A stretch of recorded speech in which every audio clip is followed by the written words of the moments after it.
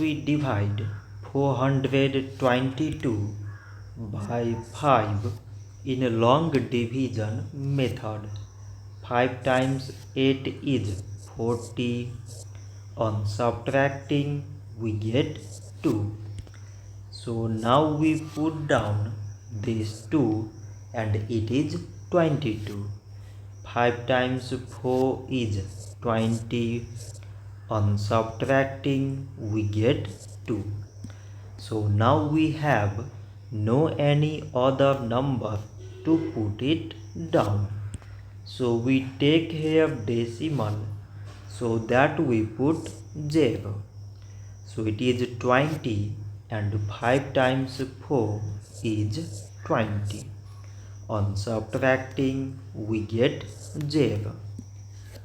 So 422 divided by 5 is 84.4. So this much for today and thanks for watching.